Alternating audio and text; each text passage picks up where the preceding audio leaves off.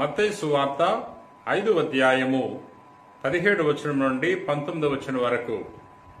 నేను ధర్మశాస్త్రమును ప్రవక్తల ప్రబోధమును రద్దు చేయవచ్చునని తలంపవలదు. నేను వచ్చినది వారిని సంపూర్ణ మనుచుటకే గాని రద్దు చేయుటకు కాదు. పరలోక భూలోకములు గతించినను ధర్మశాస్త్రంలోని ఒక అల్పాక్షరమైనను ఒక పొల్లు అయినను వ్యర్థము కాక అంతా నెరవేరునని నొక్కి వక్కాణించుచున్నాను. కాబట్టి ఎవరైనా ఈ ఆజ్ఞలలో అత్యల్పమైన దానినైనను భంగపరిచి అట్లు జనులకు బోధించునో వాడు పరలోక రాజ్యమున అత్యల్పుడుగా పరిగణింపబడను. క్రీస్తునాథుని యందు ప్రియ సహోదరి సహోదరా, నేటి సువార్తలో యేసు ప్రభు ధర్మశాస్త్రం యొక్క గొప్పతనం గురించి తెలియజేస్తున్నాడు. నేను వచ్చినది ధర్మశాస్త్రమును ప్రవక్తల ప్రబోధాన్ని రద్దు చేయుటకు రాలేదు, దానిని సంపూర్ణ మనుచటానికే వచ్చానని ప్రభు తెలియజేస్తున్నాడు. ఈ ధర్మశాస్త్రము దేవుడు మోషే ద్వారా ఇశ్రాయేలు ప్రజలకు దయచేశాడు. ప్రవక్తల ప్రబోధాలన్నీ కూడా యేసుక్రీస్తు ప్రభు యొక్క రాక గురించి తెలియచేయబడ్డాయి. దేవుడు ప్రవక్తల ద్వారా ప్రజలను నడిపించి ఉన్నాడు. వారి యొక్క ప్రవచనాల ద్వారా దేవుడు ఇజ్రాయెల్ ప్రజలకు సందేశాలు అందించి ఉన్నాడు. ప్రియ సహోదరి సహోదర, ఇక్కడ ప్రభు వచ్చినది వాటిని సంపూర్ణ మనుచటానికే, వీటిని భంగపరచకూడదు అని ప్రభు తెలియజేస్తున్నాడు. ఎందుకంటే ఈ ధర్మశాస్త్రం ఎంతో గొప్పది. ఈ ధర్మశాస్త్రము ఈ భూమి ఆకాశం కంటే గొప్పది అంటున్నాడు. ఈ భూమి ఆకాశము గతించినా ధర్మశాస్త్రము గతించదు, ధర్మశాస్త్రంలో ఉన్న ఒక అల్పాక్షరం కూడా గతించదు అనే విషయాన్ని ప్రభు తెలియజేస్తున్నాడు. ఈ ధర్మశాస్త్రాన్ని ఎవరైతే భంగపరుస్తారో అటువంటి వారు శిక్షింపబడతారని కూడా ప్రభు తెలియజేస్తున్నాడు. ముఖ్యముగా ఈ ధర్మశాస్త్ర బోధకులు పరిసయ్యులు ధర్మశాస్త్రాన్ని భంగపరిచారు.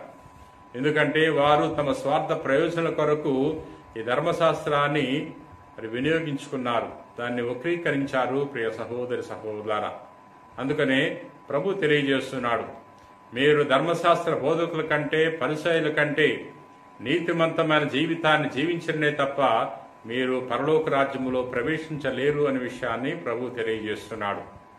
ఎవరైతే ధర్మశాస్త్రాన్ని అనగా దైవ చట్టాన్ని గౌరవిస్తారో పాటిస్తారో అటువంటి వాడు దేవుని యొక్క వరాలు పొందుకుంటాడు.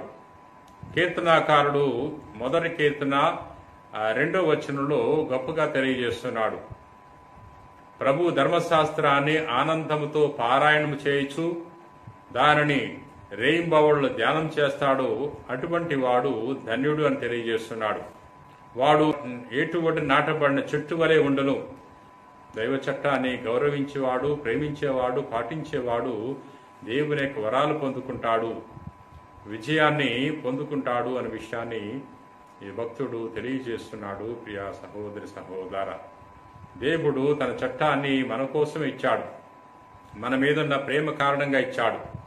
మనం సంతోషంగా ఉండాలని, సుఖంగా ఉండాలని, దేవుని యొక్క ప్రేమలో నెలకొని ఉండాలని దేవుడు తన యొక్క ధర్మశాస్త్రాన్ని దయచేశాడు. ప్రియ సహోదరి సహోదర, ఒకసారి ఒక ధర్మశాస్త్ర బోధకుడు ప్రభు వద్దకు వచ్చి తెలియజేస్తున్నాడు, బోధకుడా, ధర్మశాస్త్రంలో ప్రధానమైన ఆజ్ఞ ఏది అని అడిగినప్పుడు ప్రభు అంటున్నాడు, నీ దేవుడైన ప్రభువును పూర్ణ హృదయముతో, పూర్ణ ఆత్మతో, పూర్ణ మనస్సుతో, పూర్ణ శక్తితో ప్రేమించు. ఇది ప్రధానమైన ఆజ్ఞ.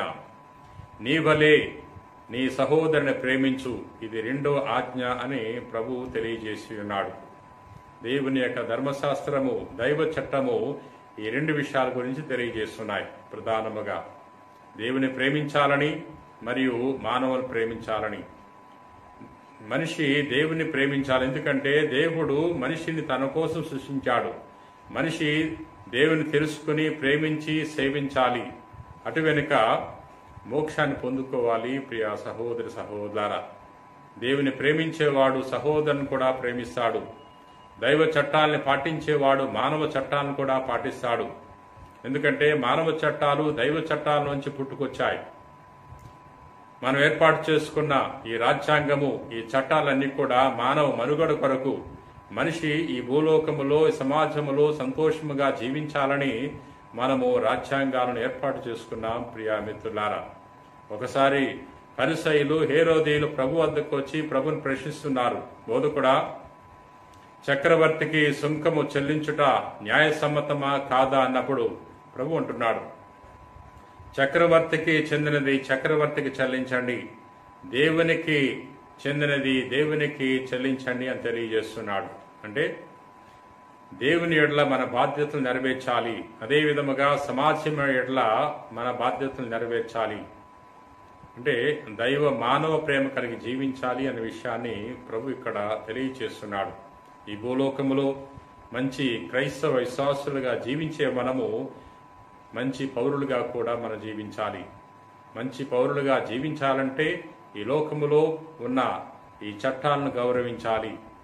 దేవుని యొక్క అనుంగ బిడ్డలుగా జీవించాలంటే దేవుడు దయచేసిన చట్టాలను మనము ప్రేమించాలి, గౌరవించాలి, పాటించాలి.